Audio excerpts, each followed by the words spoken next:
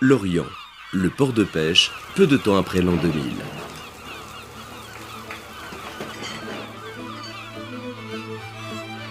Durant le siècle écoulé, le port de Lorient est le théâtre où se joue le passage de la pêche traditionnelle à la pêche industrielle.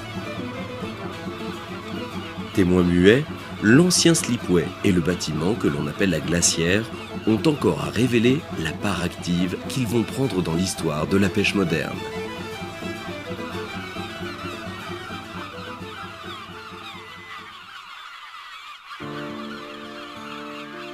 C'est l'industrie sardinière qui ouvre la voie. Grâce à la sardine, la fin du 19e siècle est une période faste et lucrative pour la marine à voile, sur tout le littoral breton. Pourtant, c'est une pêche saisonnière et bien trop aléatoire. Les périodes d'euphorie alternent avec de longues crises aux effets dramatiques. Pour y remédier, les marins s'initient à d'autres pêches, recherchent des bateaux plus puissants pour aller plus vite et plus loin, utilisent enfin de nouvelles techniques telles que le chalutage.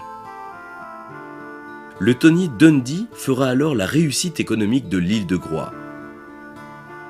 Les bases d'une pêche moderne sont ainsi posées, axées sur la diversification, l'innovation et l'organisation des lieux de vente et d'expédition. À Lorient, on comprend la leçon. L'idée germe d'une pêche utilisant des chalutiers à vapeur et tirant parti des toutes dernières techniques de conservation par le froid. La congélation n'est encore qu'à ses débuts. Pourtant, le procédé Hodsen permet de croire à une chaîne de froid transatlantique qui fonctionnerait entre Terre-Neuve et la France.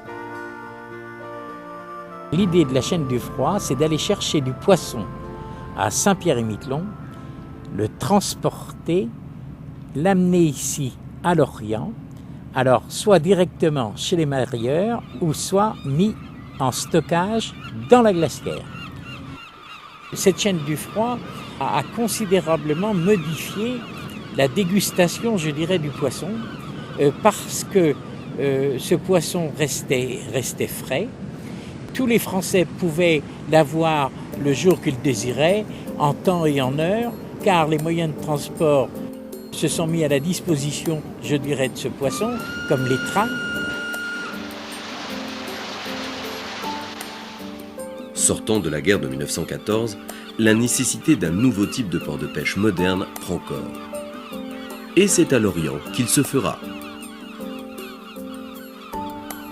Il n'y avait plus de nourriture, et c'est pour ça que le poisson s'est développé énormément. Les bêtes avaient été abattues pendant la guerre par les armées qui les avaient réquisitionnées, qu'elles soient françaises ou allemandes. Et c'est pour ça qu'il a fallu reconstituer des produits remplaçant la viande, au moins pendant un certain temps. Et c'est comme ça que le poisson et que l'infrastructure du port de pêche de Lorient s'est véritablement développée.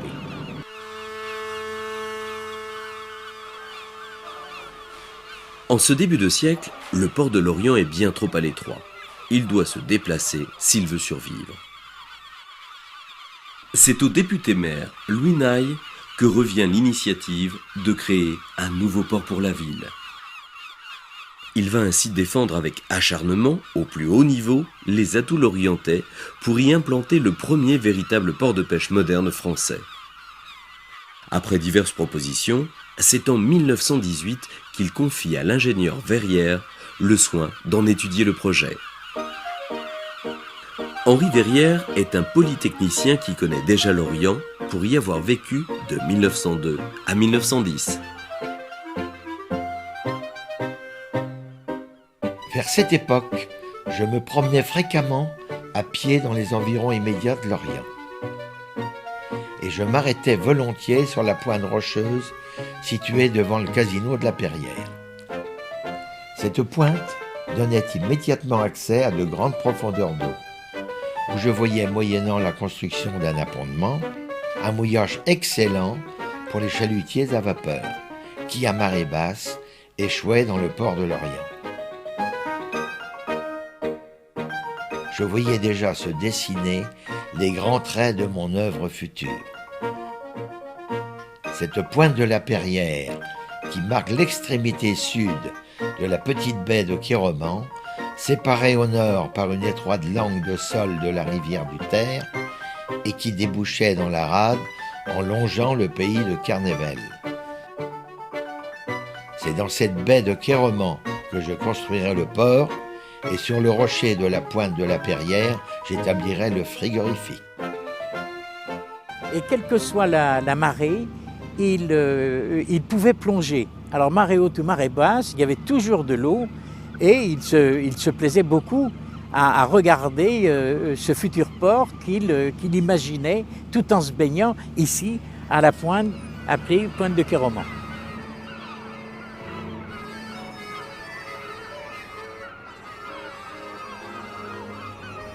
Le projet qu'il présente en 1918 frappe par son ampleur. La taille de ses bassins et la longueur de ses quais placent ainsi l'Orient au niveau des plus grands ports du monde. Mais c'est surtout la qualité de son organisation et l'innovation de ses équipements qui en font toute sa modernité. C'est une véritable cité du poisson qui est conçue ici. Selon ses vœux, elle devra avoir le fonctionnement d'une bourse aux poissons placée sur une gare.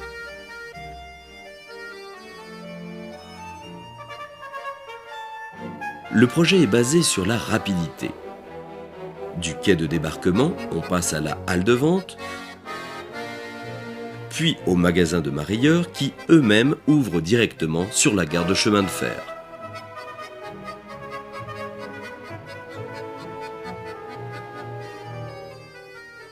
Tel qu'il le décrit, nulle part ailleurs les chalutiers ne seront aussi rapidement déchargés, ravitaillés en glace et en charbon et mis aussi vite en état de reprendre la mer.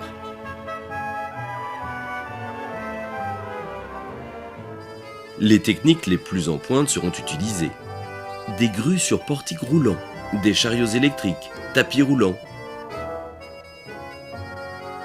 Le frigorifique en étant l'élément le plus emblématique.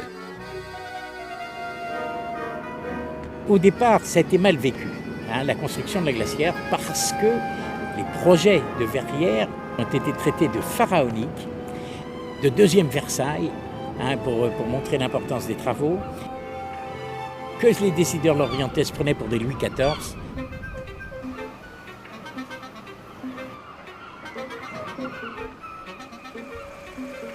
Les principes de la chaîne du froid sont intégrés au projet de Verrières. Les deux frigorifiques prévus sont ainsi mis en construction simultanément en 1918. L'un à Saint-Pierre-et-Miquelon et le plus important des deux à Lorient. Confié à la Compagnie du Froid Sec, sa réalisation se révèle des plus spectaculaires.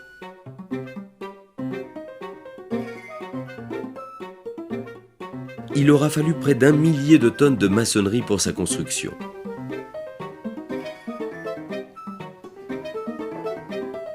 Semblant jeté sur la mer, ses fondations reposent sur un rocher à fleur d'eau.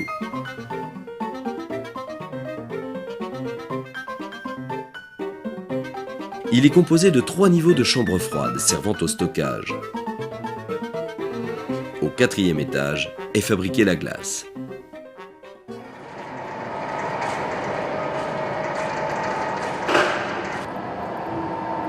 Les moulots sont remplis d'eau douce, puis réfrigérés à moins 10 degrés pendant une douzaine d'heures. À l'aide d'un pont roulant, les rames de moulots sont sorties et démoulées sur une table.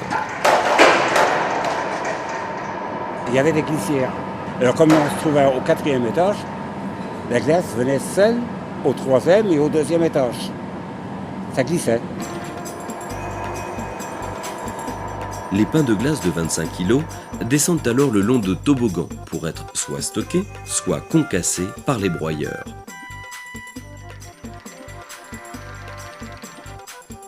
Le broyeur était des tambours avec des dents dessus. Le pain tombait dedans et puis ça se broyait. Pour les chalutiers, la glace était concassée plus fort. Et pour les mareyeurs, pour mettre sur le... c'était plus fin. Ça abîmait moins le poisson.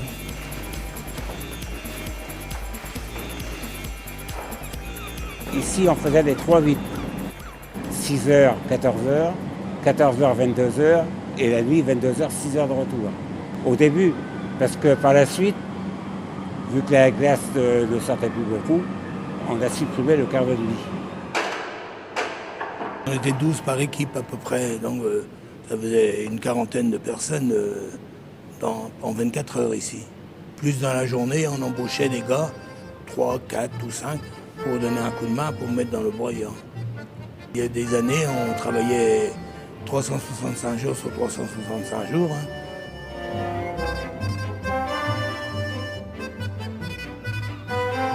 Le fonctionnement est continu, 7 jours sur 7. En 1922, on produit 120 tonnes par jour. En 1951, 240 tonnes. Puis 450 tonnes dans les années 70. 2000 tonnes de poissons peuvent y être stockées, ainsi que 1200 tonnes de glace. 1200 tonnes de glace en barre à l'époque représentaient une dizaine de bateaux, quoi. Donc c'était un gros stockage, mais en fin de compte, pour peu de bateaux, en fin de compte. Et vu le nombre de bateaux qu'il y avait, il fallait produire avec du volume de stockage, surtout du volume de stockage.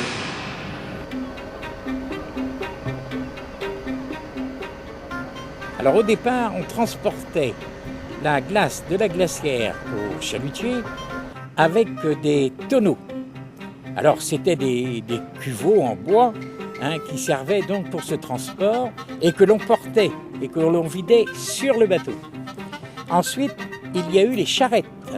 Alors les charrettes permettaient justement de transporter une plus grosse quantité et ensuite elles se basculaient, ce qui était quand même relativement plus pratique pour que la glace descende sur le bateau. Et puis après, il y a eu l'utilisation des wagonnets.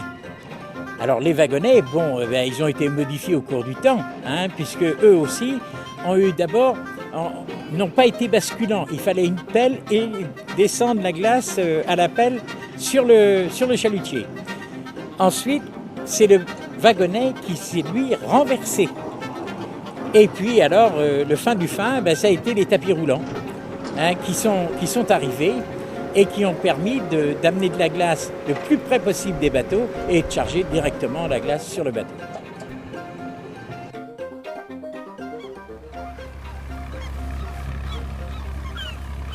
Premier bâtiment construit et inauguré en 1920, le frigorifique va servir de point d'appui à la réalisation des quais de la Criée et du môle d'approvisionnement à charbon. Ces digues de béton armé, bâties sur la mer, seront ensuite consolidées par un remblaiement d'ampleur.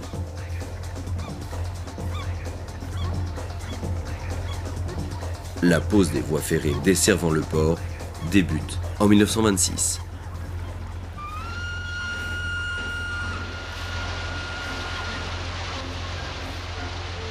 Le 17 juillet 1927, le ministre André Tardieu inaugure enfin le port.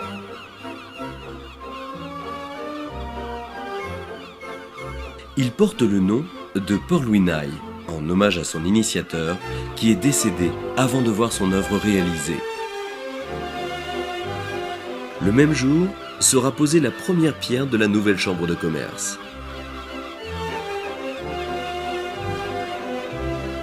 Alors que les premiers bateaux accostent, c'est bien une nouvelle ère qui commence.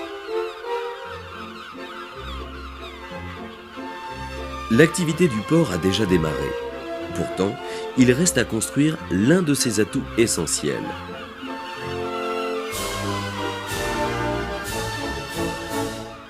Le slipway est mis en chantier en 1928. Il doit permettre de desservir à tout moment les futurs chantiers de construction et de réparation.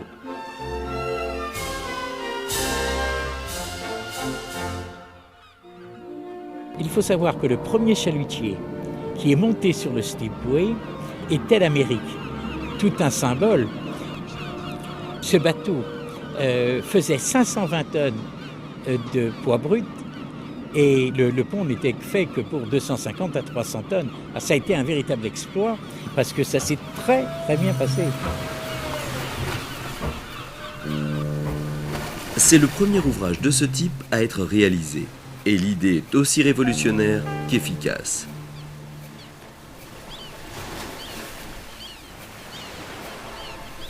La volonté de le rendre utilisable en permanence oriente Verrières vers l'idée d'un ingénieur anglais, Gordon Glover, qui imagine un slipway en étoile desservant plusieurs lieux de carénage,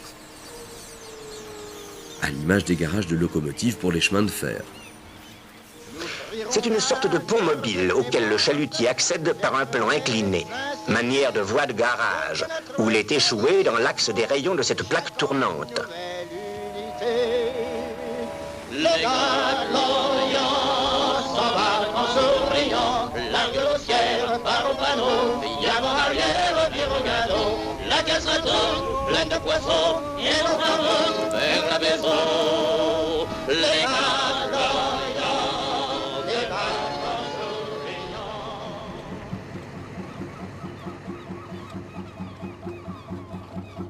C'était moi qui devais m'occuper des calages de bateaux, de faire venir le bateau entre les passes, l'échouer correctement en fonction de sa tenue sur l'eau. C'est-à-dire qu'il fallait absolument que le bateau soit très droit.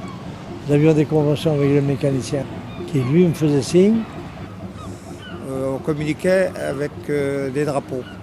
Le chef, lui, avait 3 drapeaux.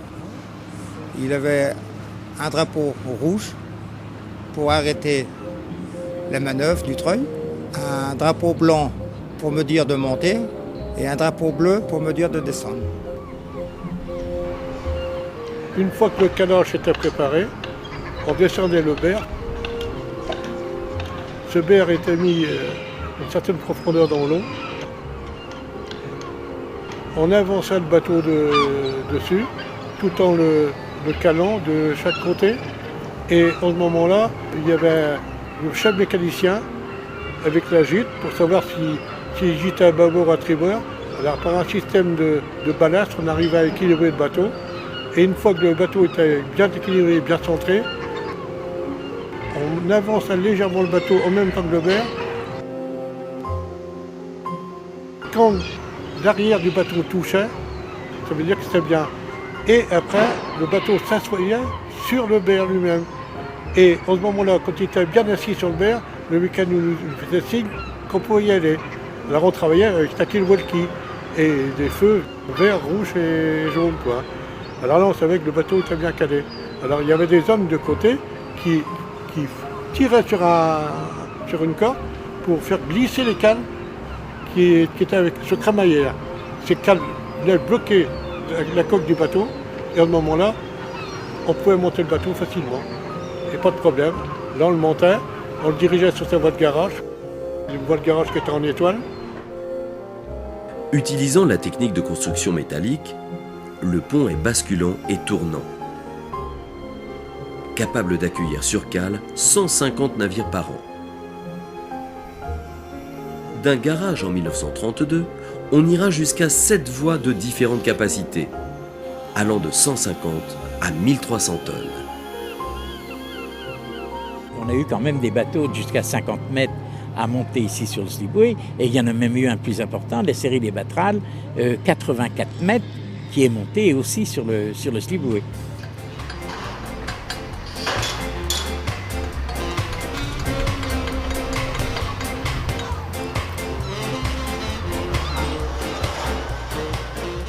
Tous les éléments sont enfin réunis pour que l'outil rêvé par Louis Nail devienne efficace. Rapidement, c'est un succès qui profite à la ville. De nouvelles entreprises s'installent.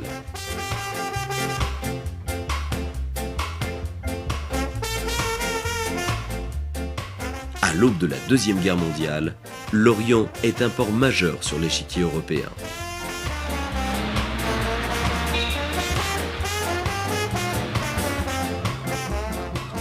De 1928 à 1938, le nombre de bateaux à moteur passe de 4 à 114. Et le tonnage du poisson débarqué double dans la même période, attirant un nombre toujours croissant de marieurs. 67 000 francs 500, 77 000 francs 500 francs première enchère, 77 518, 78 000 francs 500, 500 francs 19, 77 000 francs.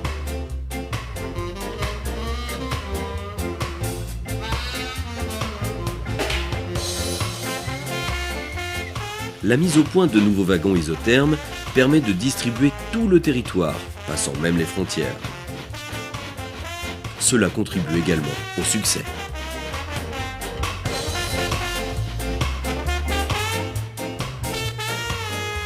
Es geht wieder gegen den Feind. Tag Tag laufen deutsche U-Boote zu neuem Einsatz aus. Les mêmes atouts qui avaient séduit les créateurs du port vont attirer les forces d'occupation. Ce site protégé et idéalement placé sur l'Atlantique abrite désormais la plus importante base de sous-marins construite par les Allemands. Ce qui fixera en 1943 le triste sort l'orientais.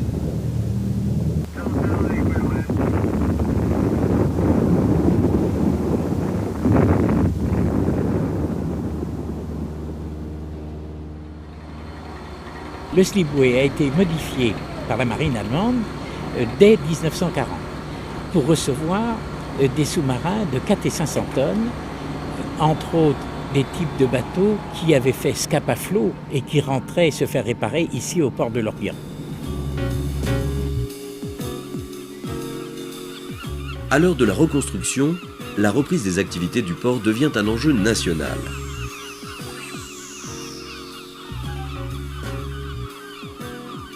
Les quais sont rapidement réutilisables.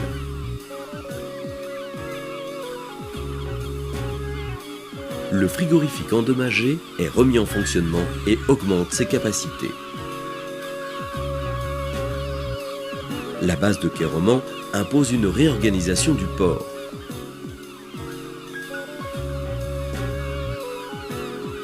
L'avenue de la Perrière devient l'axe central du site qui se développe sur le remblaiement de l'anse de Kergrouaz.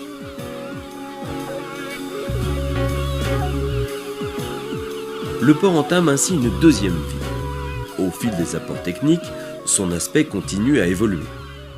Les chalutiers vapeur disparaissent peu à peu.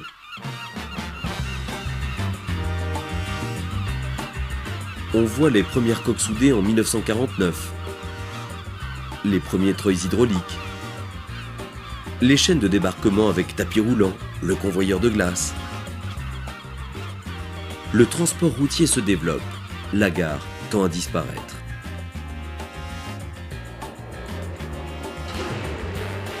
Les chantiers et ateliers de la Perrière ouvrent en 1957. De nouvelles générations de bateaux défilent sur le slipway.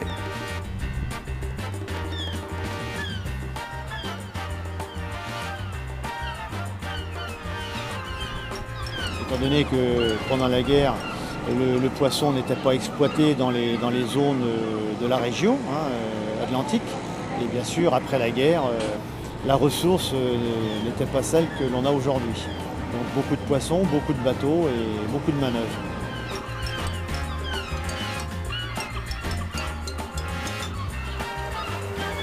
La fabrication de la glace devient plus facile et moins coûteuse. Les premiers générateurs de glace paillettes apparaissent. La fabrication des pains de glace prend fin en 1985.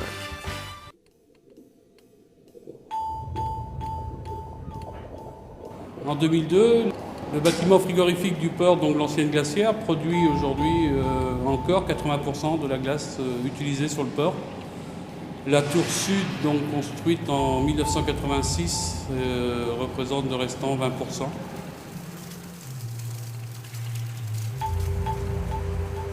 Dans les machines à glace en paillettes, c'est de l'eau qui ruisselle sur les parois, qui s'en refroidit, et puis ça fait une épaisseur de glace dessus la paroi. Vous avez une molette qui tourne avec la machine, qui casse la glace qui est sur les parois, qui s'attend dans un silo.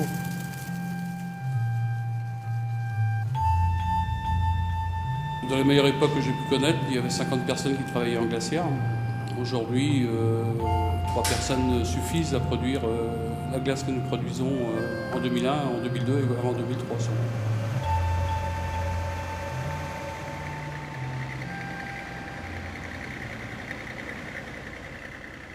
Ainsi, l'activité du port pousse à une continuelle modernisation, comme l'avaient toujours souhaité ses créateurs au début du XXe siècle. Et c'est bien dans le même esprit qu'en 2001, le Slipway laisse la place à son digne successeur, l'Elydra 650. L'élévateur à bateau le plus performant de ce type fonctionnant en Europe. Précédemment, nous pouvions avoir que 7-9 navires sur le site. Aujourd'hui, on peut en avoir jusqu'à 15 et 20, donc ce qui multiplie énormément le nombre de personnes sur l'aire de réparation navale lorientaise.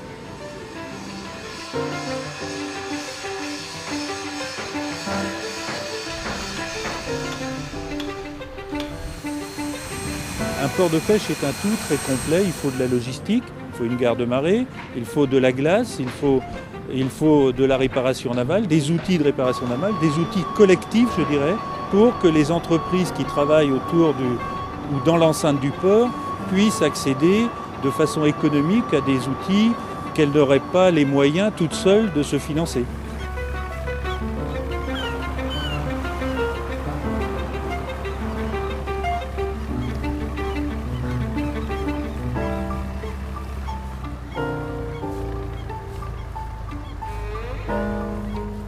Et aujourd'hui, la grande glacière n'a plus d'utilité, sauf qu'il y a accroché à cette glacière des tours à glace qui font de la paillette, mais ce grand bâtiment n'a quasiment plus d'utilité. L'objectif, c'est bien de construire, j'espère cette année, des nouvelles tours à glace et de pouvoir à terme redonner cet espace à d'autres activités concernant le poisson. Ce port, s'il n'avait pas évolué, il n'existerait plus, c'est évident. Les bateaux équipés de machines à glace rendaient peu à peu caduque l'utilisation de la glacière. Il y a peu, elle a poussé son dernier souffle.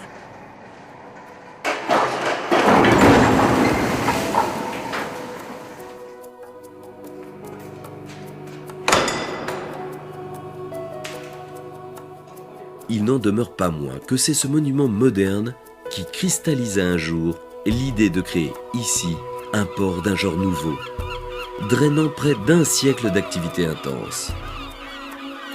Un témoin fascinant qui ne pouvait qu'attirer le regard des nombreux artistes qui se sont imprégnés de l'activité portuaire.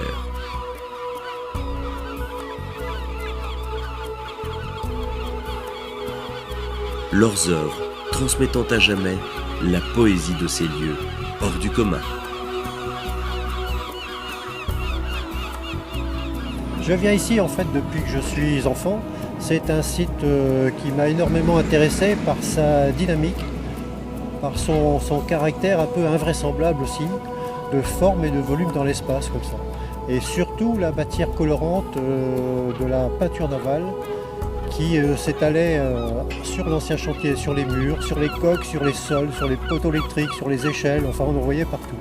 Donc ça m'a tout de suite intéressé. Entre la liaison de la palette et du bateau, il y a toute une poétique du site qui s'est décrite comme ça. Depuis que le chantier a été entièrement remodelé, je crois qu'il présente encore un intérêt beaucoup plus grand parce que la dynamique s'est étalée et il y a beaucoup plus de bateaux en réparation et de bateaux et de formes différentes de bateaux qui présentent un intérêt encore plus soutenu qu'auparavant.